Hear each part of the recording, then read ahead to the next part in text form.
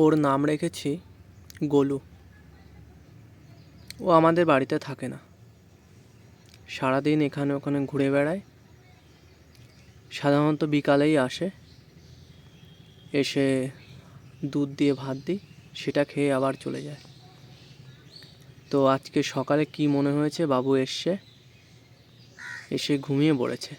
প্রচণ্ড শীতের ভিতরে এসছিল, এখন রোদ উঠেছে, ঘুমিয়েই আছে।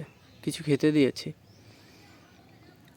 তো এই গলুর মতন আরও অনেক অনেক অনেক অসংখ্য অগণিত অসহায় বিড়ালেরা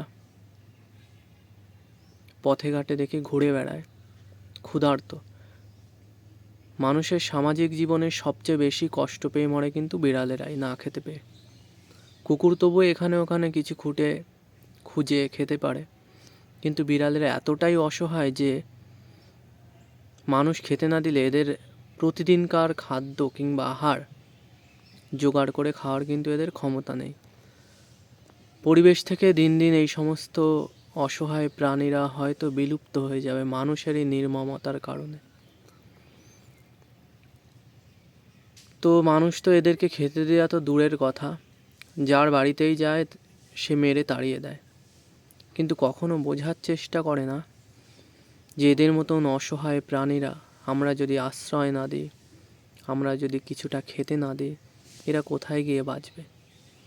আমরা ধর্মানুষ্ঠান করি, আমরা বিভিন্ন অনুষ্ঠান করি, সেখানে মানুষকে দেখাই কত দান করি, কত ধ্যান করি, কত পূর্ণ অর্জন করি, কিন্তু আমাদের আশেপাশেই এই সমস্ত অসহায় জীবনেরা ক্ষুধার্ত দিনের পর দিন ঘুরে বেড়ায়। আমাদের মনে এতটুকু এদের প্রতি ভালোবাসা জাগে না যে এদেরকে আশ্রয় দিই, এদেরকে নিজের আহারের থেকে সামান্য কিছু খেতে দিই। জানি না এই অবস্থান আরও কত দূর চলে যাবে মানুষকে নিয়ে, এই নির্মমতা। যাই হোক, তবুও চেষ্টা করতে হবে এদের পাশে থাকার। গোলু ঘুমাচ্ছে এখন, সারাদিন ঘুমায় না হয়তো, কিংবা সারা রাত। প্রচণ্ড ঠান্ডায় কোথায় থাকে কি জানি। প্রতিদিন আসে সন্ধ্যার দিকে, খেয়ে আবার চলে যায়। আজকেই প্রথম সকালে এলো, এসে ঘুমিয়ে পড়েছে খাওয়ার পরে। কত সুন্দরভাবে ঘুমিয়ে আছে, বাচ্চা ছেলের মতো।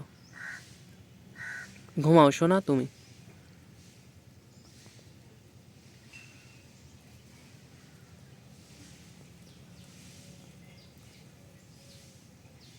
উঠে পড়েছে, হাওয়া আসছে।